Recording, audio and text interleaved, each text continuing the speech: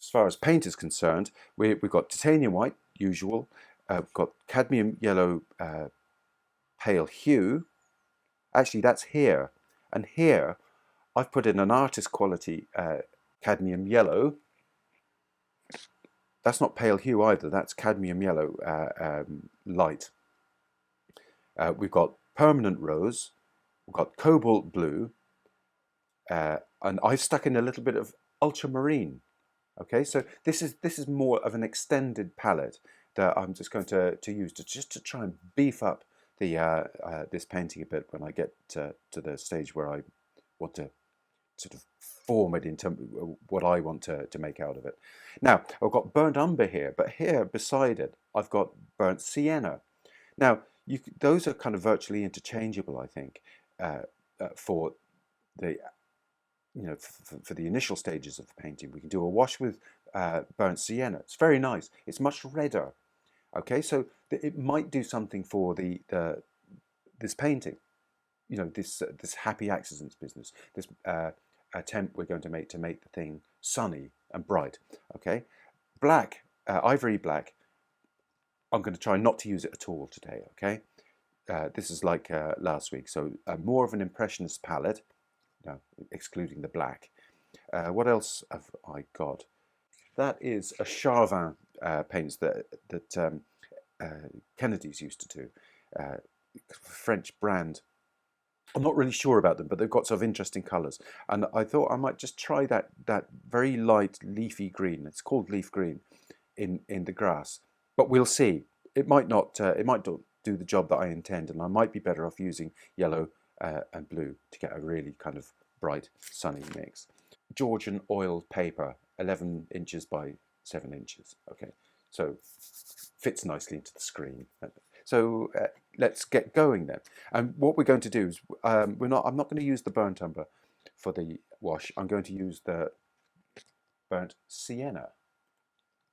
Okay, same thing though. Milky sort of milky consistency. You see it's redder than the burnt umber anyway.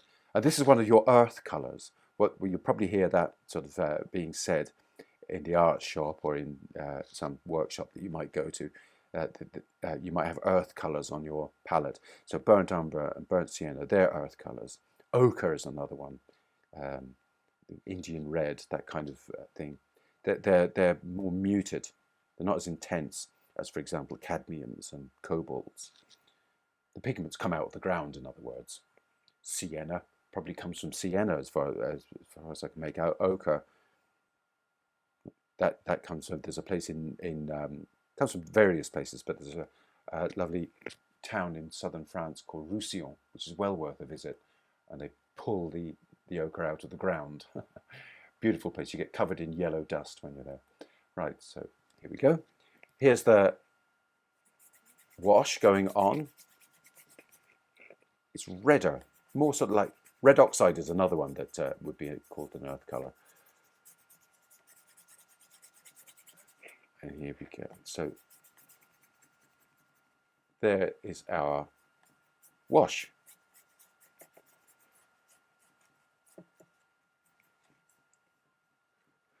Let's get a rag and tamp it down a bit. We don't want it to be too slick. Okay, you can see how kind of orangey that is. All right, and now the drawing. I'm going to give myself a little bit of a grid so that I kind of know where I am on the palette. So I'm going to just go divide that in half. Divide it in half again. Let's see if I've got that right. Nah, up too low. Something like that. Okay,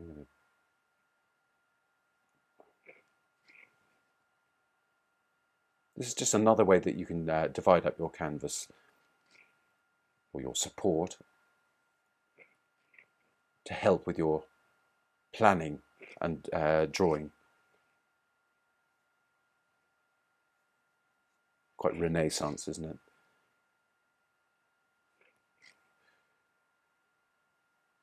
It's all done by eye. I'm not using a ruler. When I was doing illustrations, I would often do it with a ruler because I had a sketch that was in the same proportion, say down here, and you just do the same thing on your sketch, and that means you can transfer your drawing up into the larger squares, and that was because a client had already agreed to the sketch, and I didn't want to depart from the sketch in any way possible, in case I just sort of ended up annoying them. Yeah, so let's have a look at what we have here. The chair is in the middle, that dark wood, sort of mahogany wood chair. But the centre is the corner of the chair in light, isn't it? So the chair sort of comes up there like that. It occupies about a third of the distance. It occupies something like that. Maybe the back of the chair.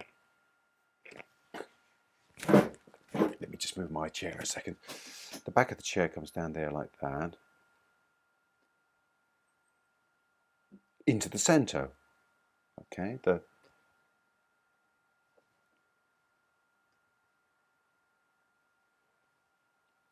that part of the chair is there like that.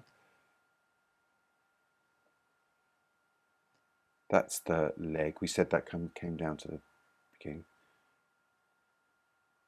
Now that's too far down. So that can come up there like that.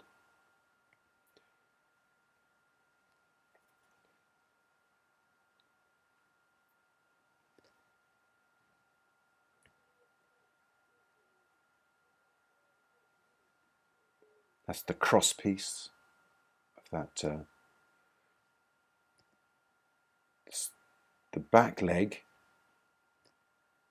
kind of comes across there like that.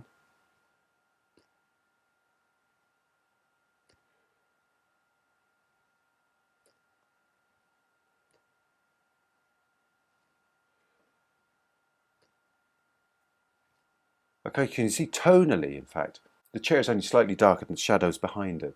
So let's put in an idea of where that's kind of a birch tree there. That's my compost heap that I made. That was my COVID project at the beginning in April.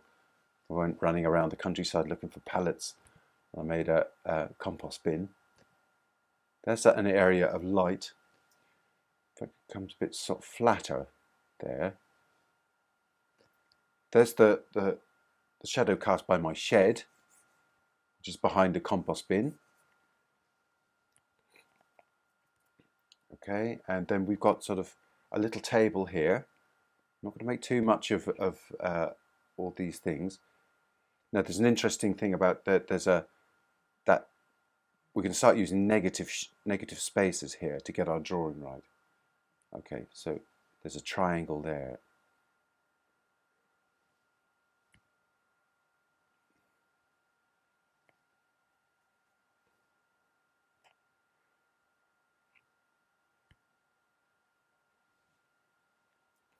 I have a horror of painting things like deck chairs.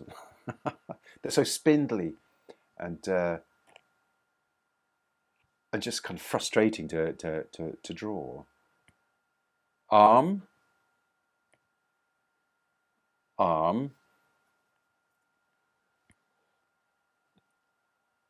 light. There's that area of light behind there. That's all dark in there. That's a light part there. And generally speaking, from the corner of that table down to there,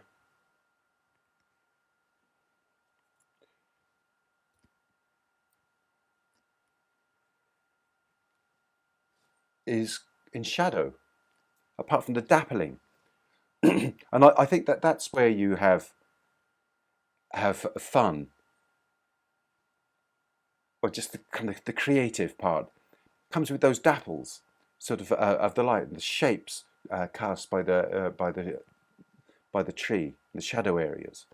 Okay, so I think that's our drawing. So our job is to make this look bright and warm, and the shadows to look cool, but still inviting. So it's that sort of interplay between the shadowed area in the cool hues and the warm area in the bright, sort of light, warm hues that will give us our painting. Not the absolute fidelity to the, there's the jug. It'll all be very sort of, so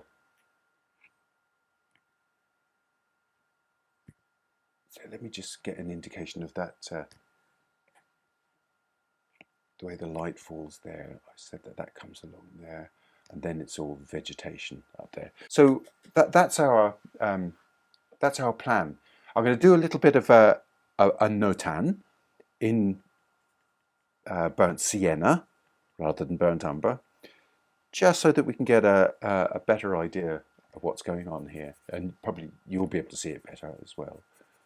I don't think I'm going to get rid of all my drawing. So that whole part up there is dark, even beyond the tree, even that object there. All shadowed around here. I'm kind of leaving in little bits of my drawing so I can remember where things are. I don't want to just lose them. So you just have to be sort of circumspect how you just approach this bit, so you don't just lose everything, and you have to sort of redraw the thing in your head. Okay.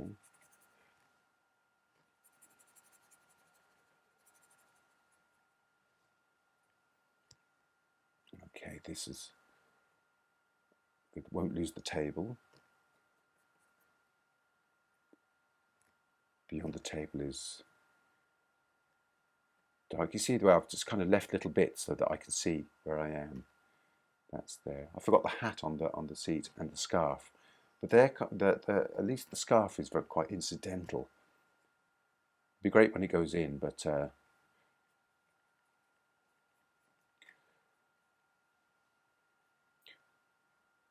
you can see then that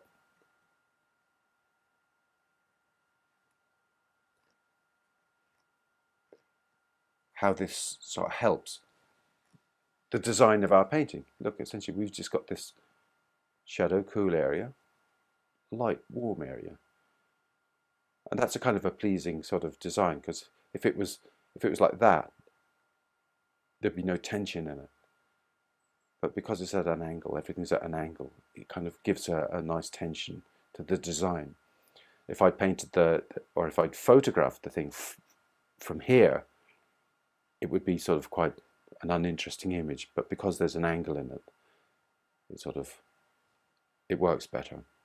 Okay, so I think what we better do is get the dark parts of that painting in first, especially that chair, because we don't want to lose the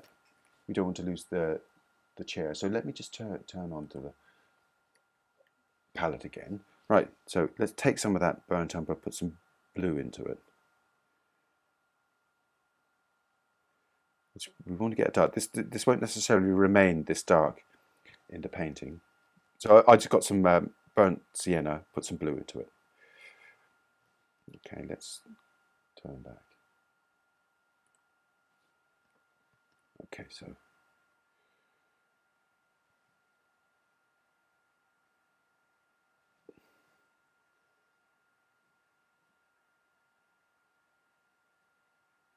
I'm using the blade of the brush. Now that scarf comes down there like that. Dark there. I've said this before about that. It's kind of like the bones of the painting hat. Just got put in that hat.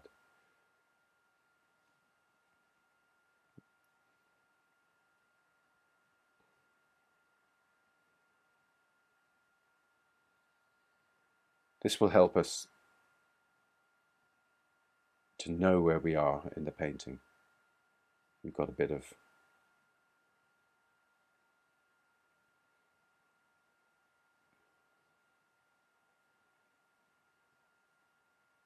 bit of structure in the. That could come up a wee bit. Find out where it's dark.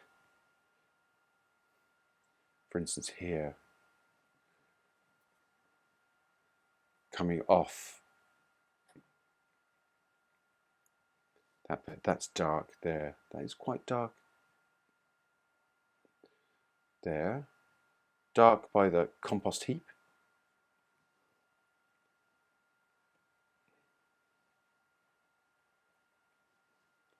That's the tree coming down there.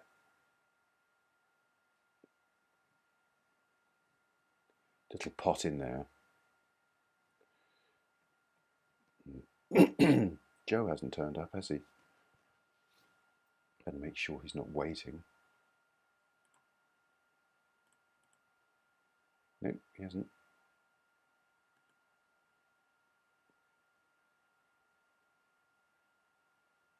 Where am I? Okay. Make sure I'm the right one. Right, so that's all sort of darker there. Dark here. It's dark across the seat because there's a light part there. Dark in here. Just do not want to lose my drawing too much just yet. This is one of those difficulties that you'll encounter, especially in things like painting a ceramic item that has a pattern on it, and you think to yourself, well, what do I start with? You know, if it's a white vase with a blue pattern on it, you know, where do I start? Do I start with the pattern, or do I paint the whole thing in white and paint the pattern into it? And the truth is, well, for me at least, I do a bit of both. You need to have an indication of where the pattern is, but you can't paint the whole thing in the pattern out, because then you have to paint white in between the areas. So a bit of both is the way to go.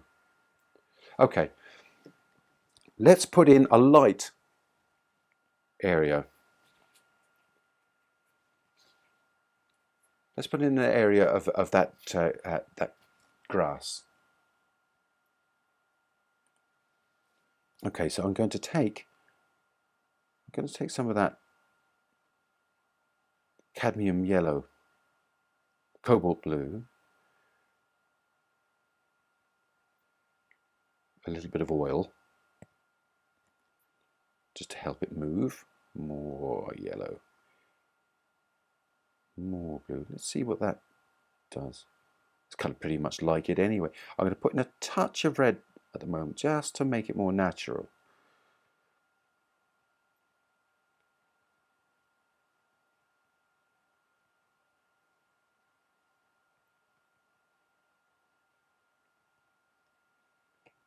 Okay, I wanted it to be very bright, so a bit more cadmium yellow.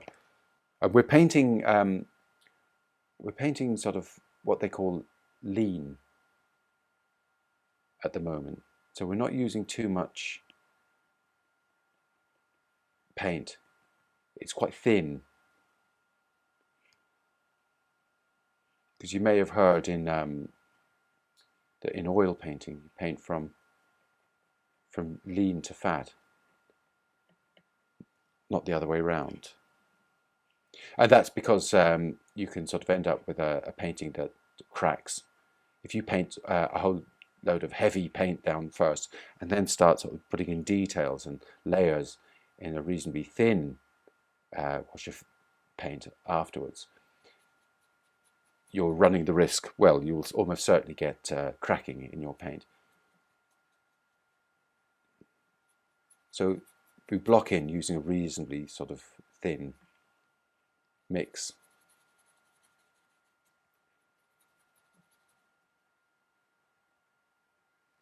Okay, so I kind of know where I am now a little bit more.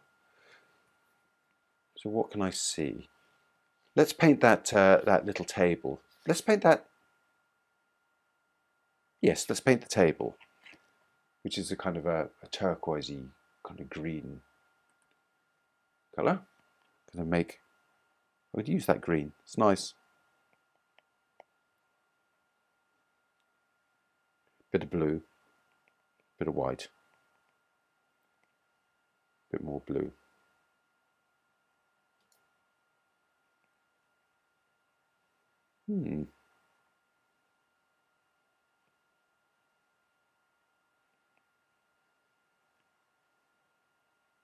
Okay. Bit of oil. Just a little touch of oil.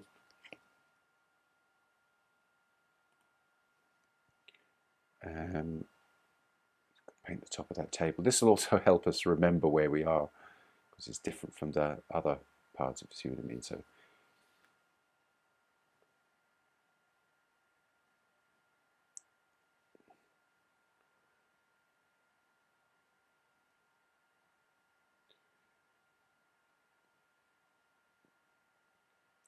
yeah, painting things like this is it's like painting ladders as well. It was I had a kind of a horror of painting illustrations that had ladders in them, spindly things. Let's paint just an indication of that hat.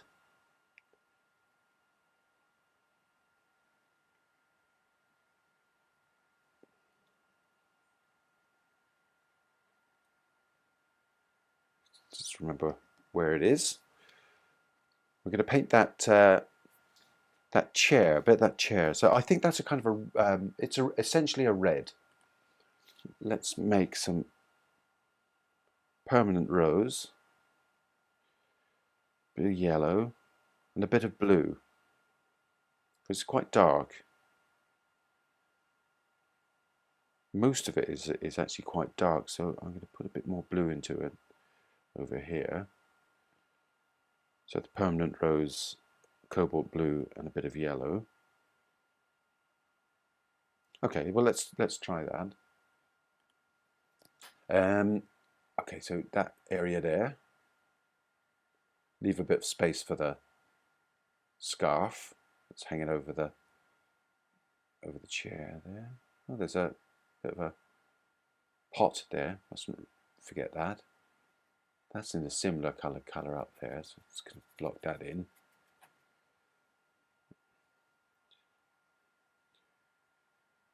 Darkish, dark there.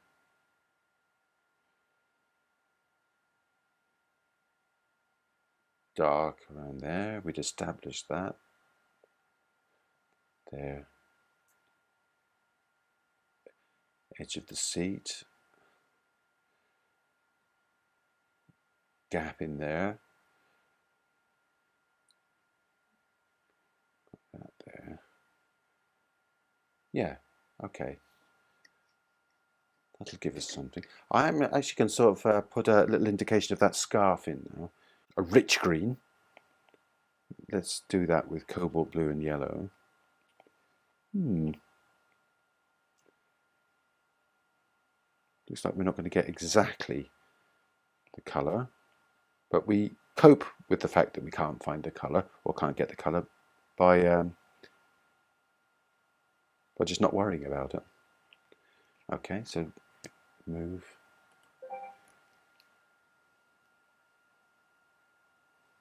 Okay, here we go. This is hanging down off the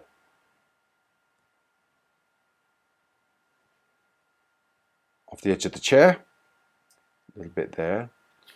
Okay, so we've got that in. Now, let's go back and we're going to mix up the shadow version of our grass. We had the grass kind of, that was all around here, wasn't it? And we just want to start off with a darker version of the same thing, but bluer. Not black. I think black would be the wrong choice in this case, because we want it to be quite sort of, how would you say, lively. Maybe something like that for the grass, as opposed to that. Okay, let's try that. Okay, so, and that only occurs on the grass. So the grass comes around here like that. Goes underneath that chair, or that sort of, or that tiny little garden table with the jug on it. We don't want to lose our drawing. Comes in here, there.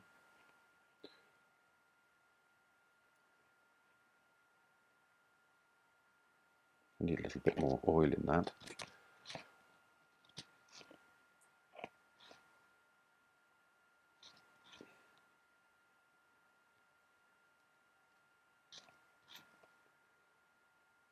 And it's just a big, we're blocking out at the moment. Don't start painting details.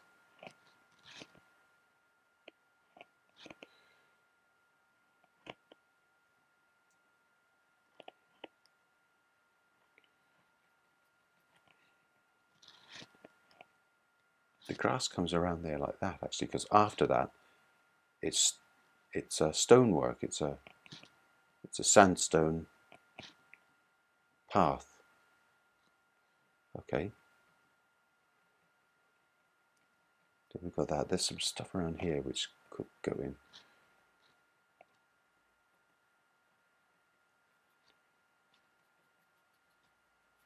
That's all green as well. Right.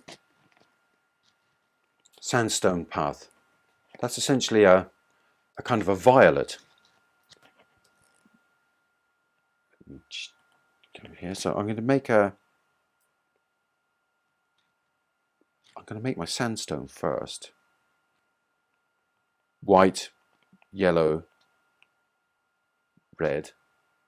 And this we want this to be very warm when we get towards the end of our painting. All those little lit areas, the dappled effect. So that's I made that up so that I can make the shadow area first. That's too much there. Just create a great big gob of paint.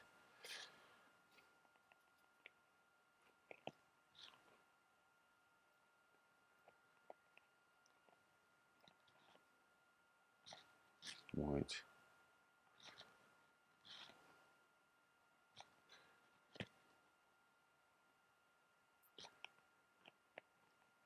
More red.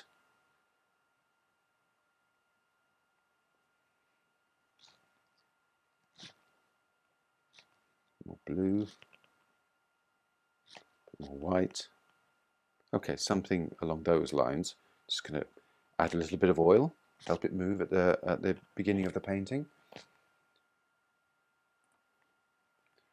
And that area is all up around here and around the back here.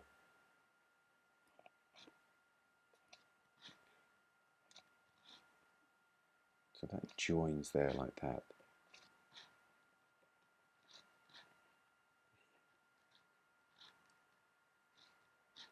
Comes up around that jug. We'll have to put that jug in as well.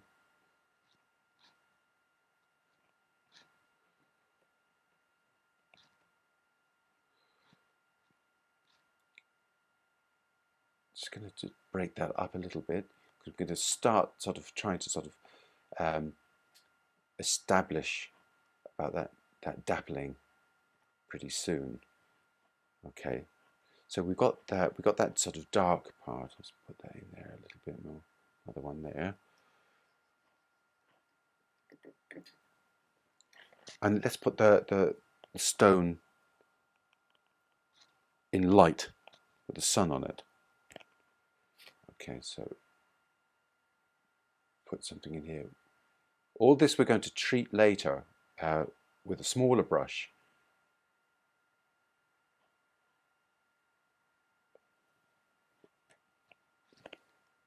And all this is a kind of we're endeavouring to make it seem that we are painting it from life and not from a photograph. Okay, that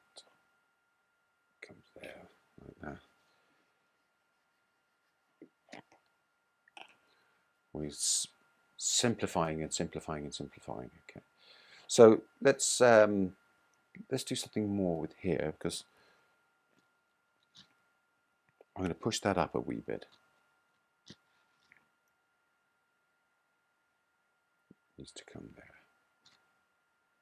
Okay. I'm going to put in some darks in the sort of area at the back, or darker sort of parts. Bring that vegetation down here. Not going to be too descriptive. Okay. Let's get in that orange pot. So that will be just cadmium yellow and permanent rose. Permanent rose there. Although it isn't a super bright orange, so it's probably a tiny touch of blue in it just to knock it back a bit. And we'll put that in there. Okay. We'd better do that tree, hadn't we? That tree is just a kind of it's a version of the stone, it looks like there. We'll put that in there. You can always paint into that later.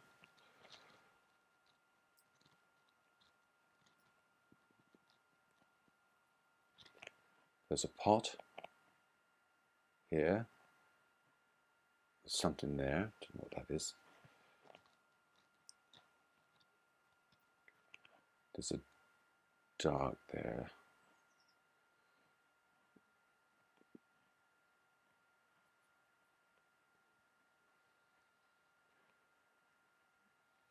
Bring that down to the chair.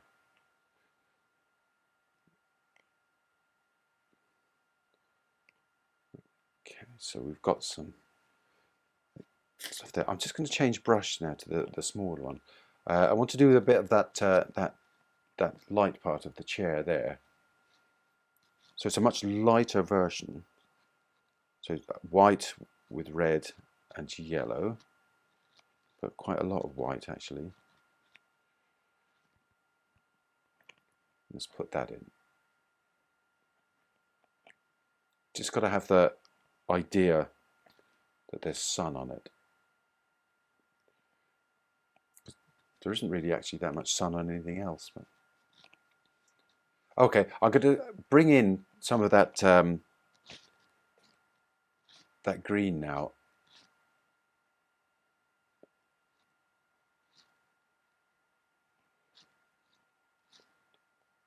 Into the objects.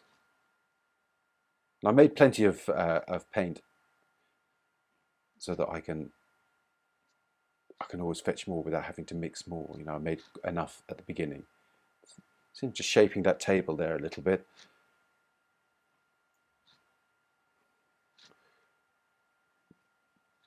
There, move that there. Move that there. Simplifying the whole thing, because there's a lot of variance or variation of hue and tone in that grass. There's all kind of red areas and everything, but this is a painting. We want to simplify it so that it becomes ours.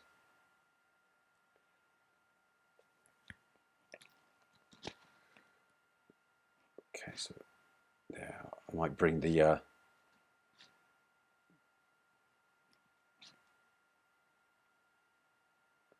I might bring that out a little bit, so we'll find that dark again, bring that over to there.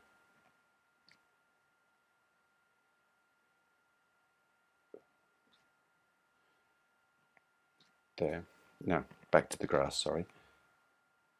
There. I'm still not losing my my chair shape just yet. Okay, and some of that lighter green, missing from here. It's the same thing.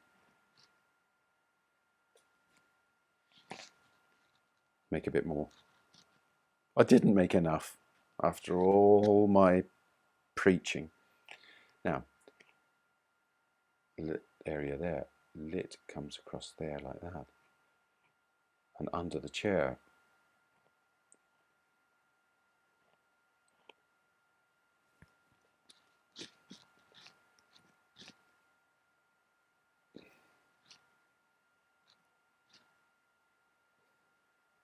What will help, actually, in this situation, is that that has to have a shadow. Okay, that needs to have a shadow because the sun is over here. The sun is over, like, off to my top left, off to your top left, over your left shoulder. Okay, so we got to there. That bit there comes across there like that. And now we've got some nice bright light coming in here.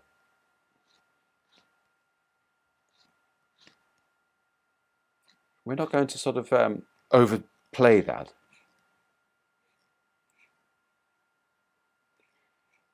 Because that's the really fun part with this composition, is what we're going to do with the dappled light.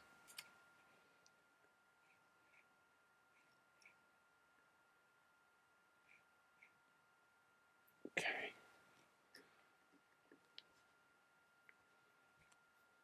What shall I do now? Something with those pots and things. It's just going to add a little bit of detail. Oh, that's the pot there, isn't it? There. Something going on there alongside it.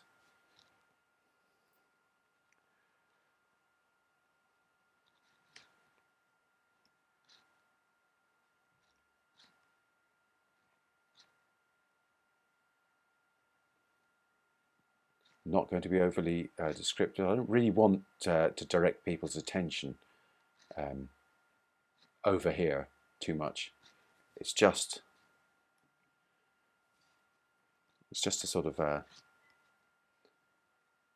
support part of the painting.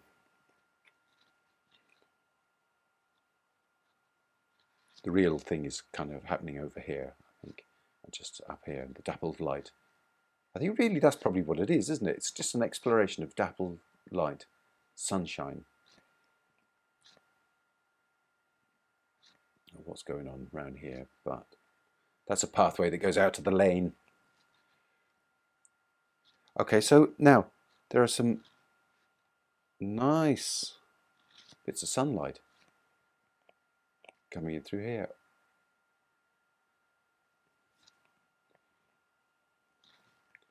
And this is a painting, so we don't need to be sort of making too much of the actual shape, the real shape of the chair. See that down there, and it's slightly blue. That's reflecting the sky. That's the kind of shiny part of the chair reflecting the sky. Let's put that in.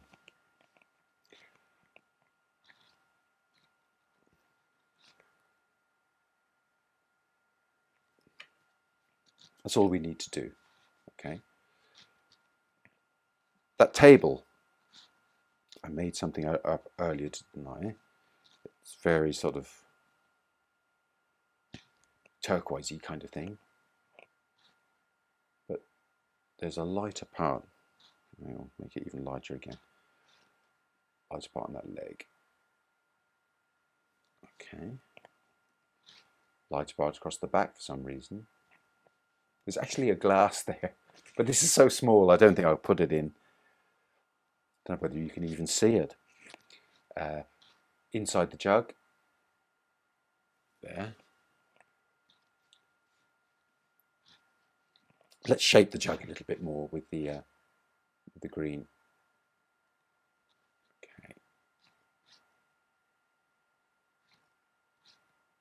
That goes in there. Green there. And shape it with the shaded stone pathway. And then try and get an indication for it. There's a handle. Just a little indication. Doesn't really matter too much. It's not that important. It's the impression that's important. And we're not going to start putting in slats on the surface of the table either. It's a little dark for some reason. Oh, that's the grass behind. There's a lighter, warmer part to that chair. Let me do something with that. Across here. That's the front of the chair.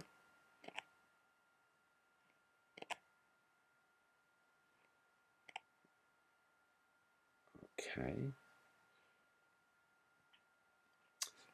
That part down there is darker. I just might make that that green just that little bit darker underneath the table for some reason. Maybe it's because it's so close here.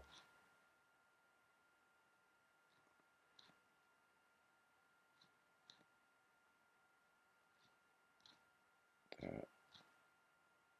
And there too.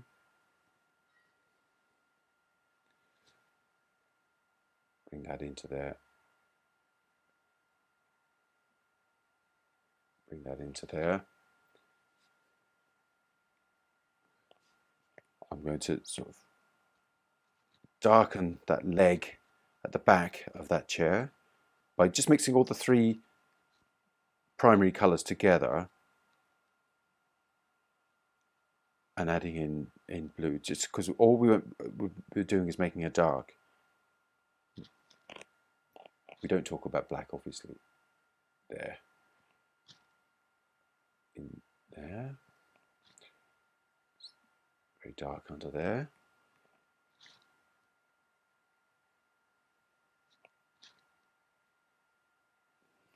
There. Kind of goes, it's dark and then it comes across there like that.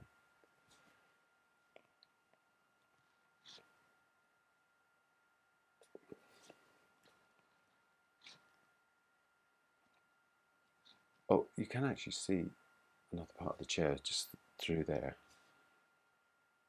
Okay, so we've got our stuff around there. It's kind of more or less done. Let me just sort of bring that into there like that. That goes in there like that. Pretty soon we can start having a bit of fun with the dappling.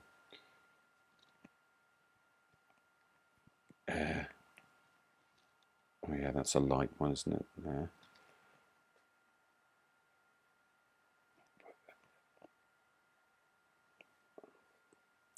You're only given an impression that it's a slatted sort of arrangement on that chair. It's not necessary to do all the slats on it. Okay. So we've got that. Now, let's have a bit of fun with the dappling, I suppose, around here. And what we're trying to suggest is that there's a tree above, and it's casting all these myriad of shadows there.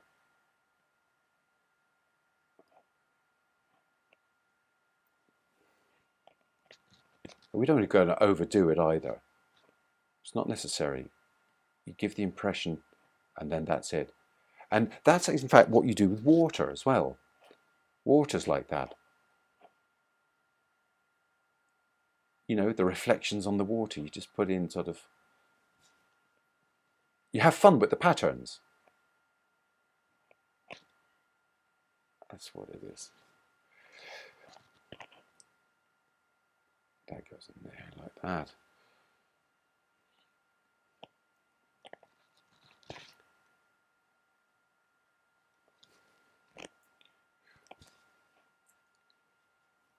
let's see if I can sort of,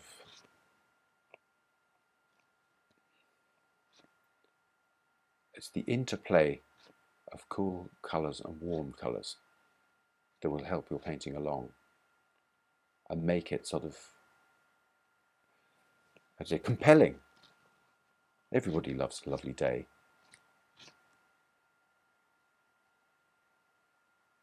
That goes into there, into there, into there. All right. And now let's go and do some more lights in the grass. It's the same thing.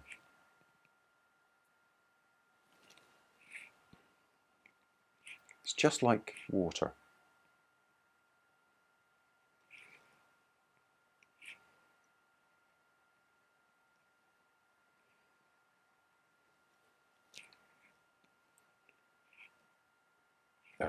Move that up a wee bit. So, and I think it's true that the fact that we use red to start out this painting kind of helps it along.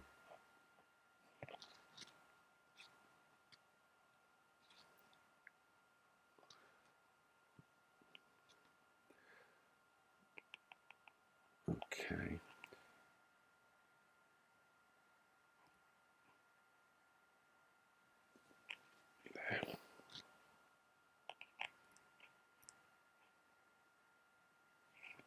Need more white in that.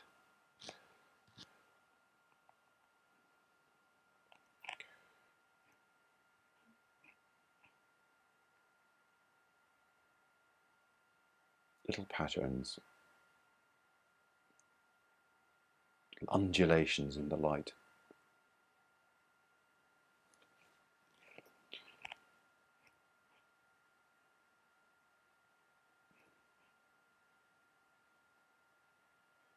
And don't flatten anything.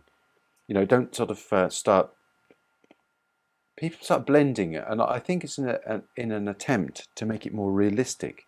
But all it usually does is make the painting flat and lifeless, because you can only start blending once you've sort of got lots and lots of information, lots of different hues, thousands of little strokes.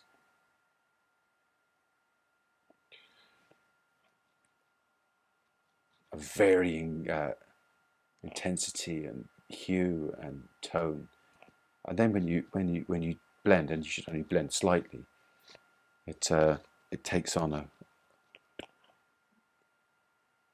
kind of an aspect of reality. Don't be tempted.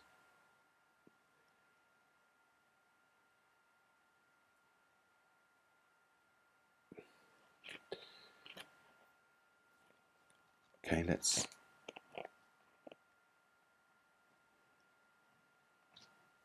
put a little dark corner on that.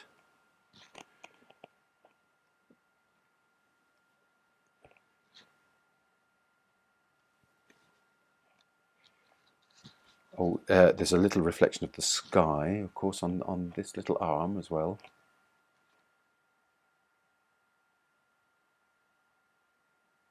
Oh, that helps.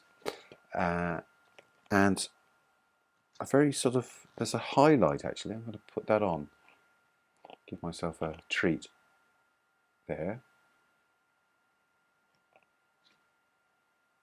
And there. I think that helps. Okay. Bouncing around again, going back to this area here. Just kind of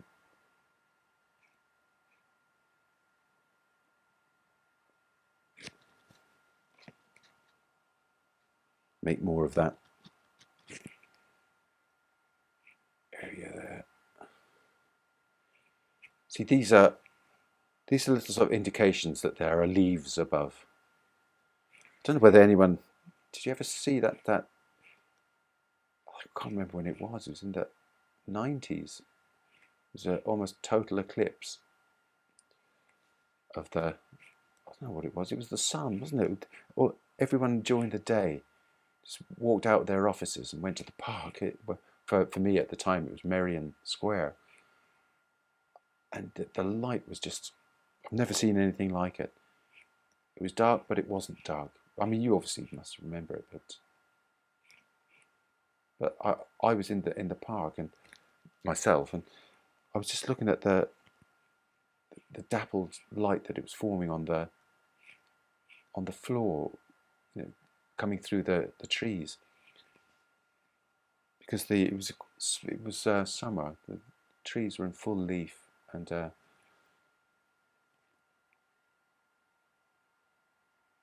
they were recommending people to look at the only look at the eclipse through a kind of, I don't know, a device that you made. You cut a hole in a bit of cardboard or something.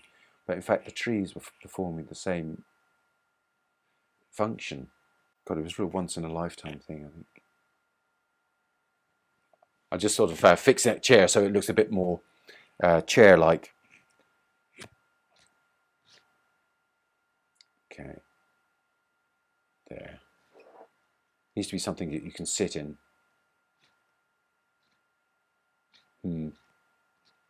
Could I sit in that chair without falling off it? Yes, if I push that out. I don't like unbelievable chairs. Now, there's some little points of light that I'm just going to put in just for interest's sake.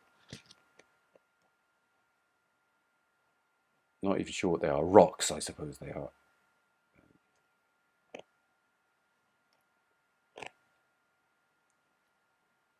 Don't want to make too much of them because they're not important, but they're nice. They're in a supporting role.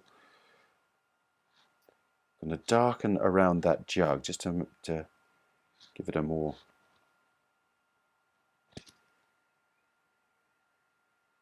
juggy shape. There. There.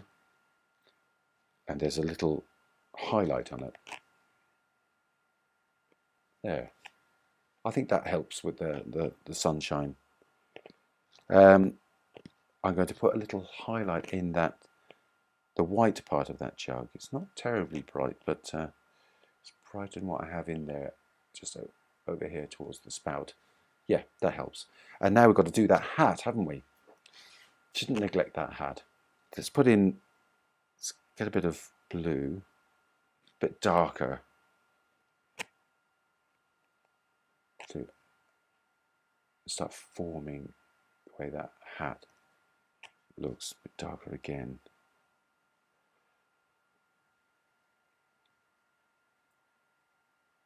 Darker area there. Darker there. The brim, the rim. There's the band, the head side, the hat band. Couldn't see that very well. Lighten it up a wee bit.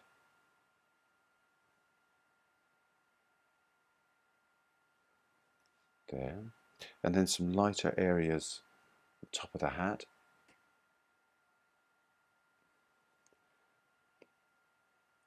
Coming around there. We don't want to sort of overdo the hat because we don't want it to be a portrait of a hat. It's only a supporting thing. And then there's a dark underneath it, so I'm going to make a dark, just from the 3 primary colours, no black. And that means I can shape the hat. There. There.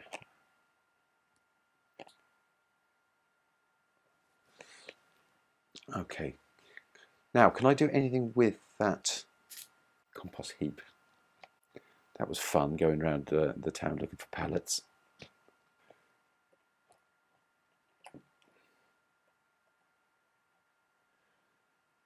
See, I don't want to make too much of it because it's just it's not that important.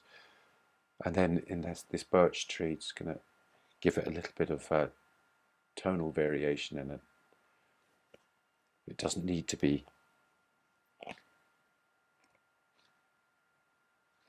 few strokes in there. Let's put a bit of shape on that pot. Well, there's two pots to do that too. One behind the chair, and there's one over here by the tree. It's very vague though. It's a bit dark in there. I think that would do it. I'm not going to over describe that one. And here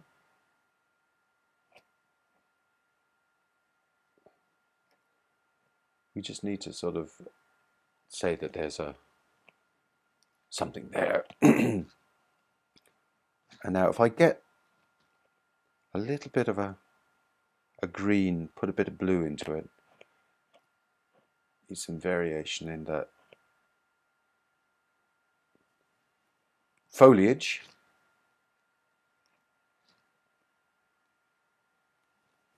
Don't want to make too much of that because we don't really want to direct people's attention there anyway.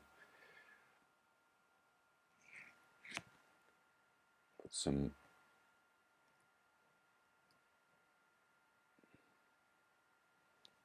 sort of stuff there to tell people that it's all a lovely garden around there.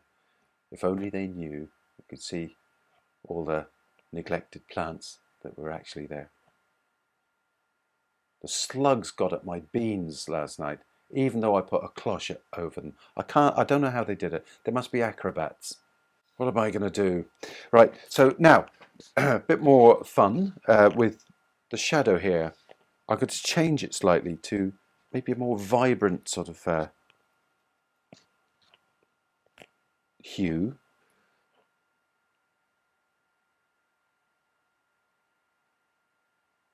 So it's more purpley, kind of what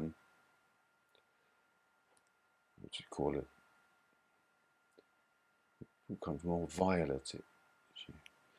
It's got to be sort of almost diametrically opposite what the grass is,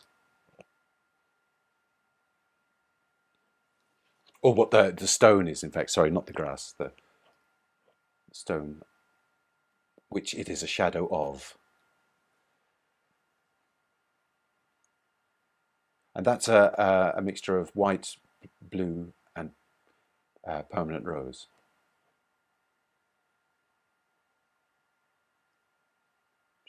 Shape that jug a little bit. This is what I mean about making something of, making the painting yours, even if you're using a photographic reference. This is where you start to have fun, and you don't conform necessarily to the photograph. In fact, you stop looking at the photograph at this stage. It's no longer of any use. So I cut it loose, Bruce. And you get that bit darker over there, a bit darker purples in there, a little.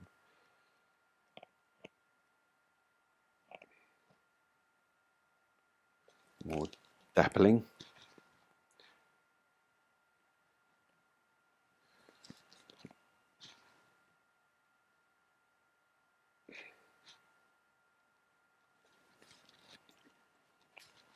And then back to the lit part.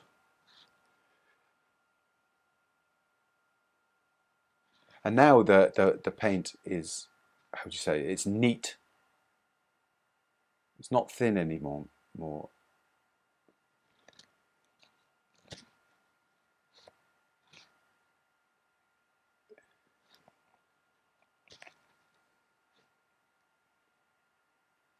And we need to do something to actually help that correspond with the grass.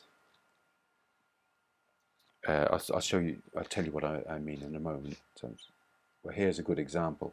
There's dappled light here, so there has to be kind of a continuation of the dappling onto the stone.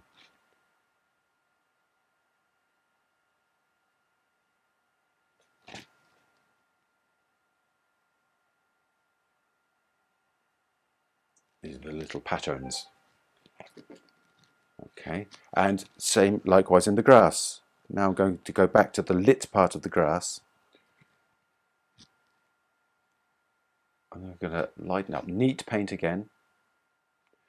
Here's this what I meant about the corresponding of the dappling. There's light here, so there has to be light coming onto the grass as well. And in through here. And in through here. And that helps form the shape of the chair too.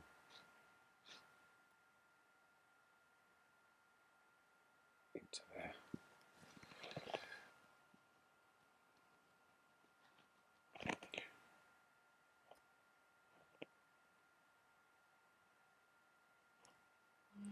Knocking that back a wee bit there. Fill that. Doesn't need to be.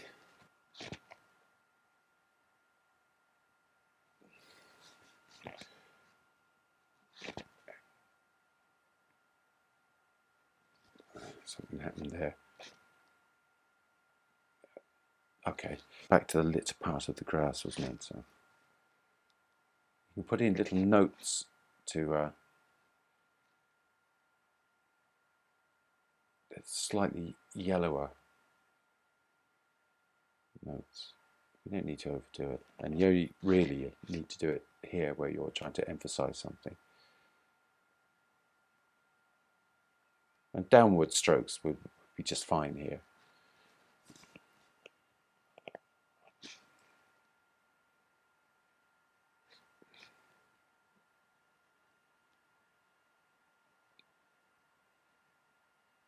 The scarf. Forgot the scarf. So there's some shadows in that scarf, some darker shadows. That's going to put that in there, put that in there. You just got to give the impression that there's something draped over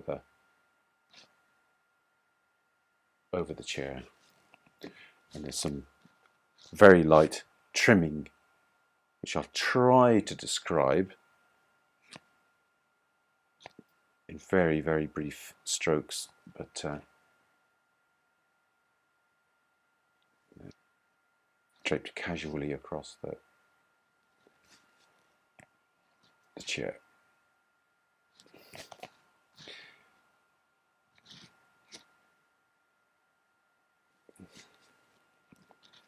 It's a pity it's green. I couldn't find anything, as I wanted one of my wife's. I wished she had a red one, but she doesn't have one. She doesn't really do red. Just move that there. And maybe just a couple of dapples on the surface of the chair, the seat of the chair. Oops. This brush is starting to get very splayed. Let's get another one.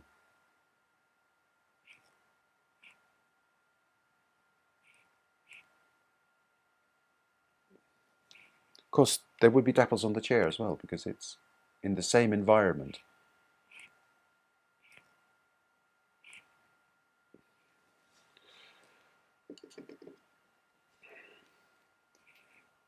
And it could be lighter as well in a couple of places. Let's have a look.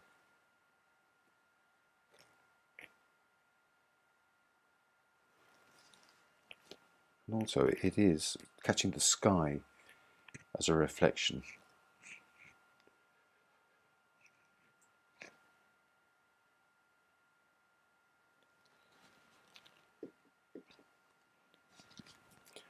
Let's get a bit of a dark.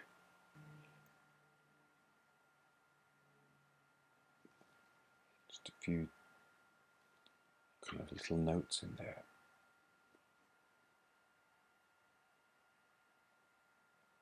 Just finish that off a little bit. A few little strokes there just to denote that there's some vegetation in that as well.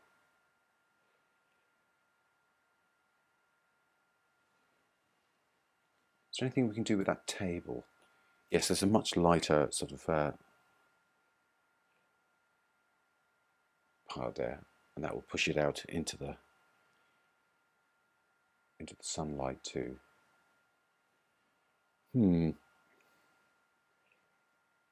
warm that up.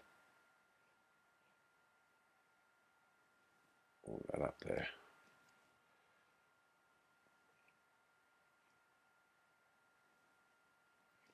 A little shadow cast by that jug. How could I forget? It'll just sit it on that table a little bit better. Right. Bring it up to the camera. Okay. Wow. Fabulous. Yeah. Lovely, yeah, gorgeous. Beautiful. Yeah, Really lovely. So it's a painting. Yes. You know, rather than the photograph. And I was just going to say that it's sorry. Let me have a look. Just here, you know, under that table,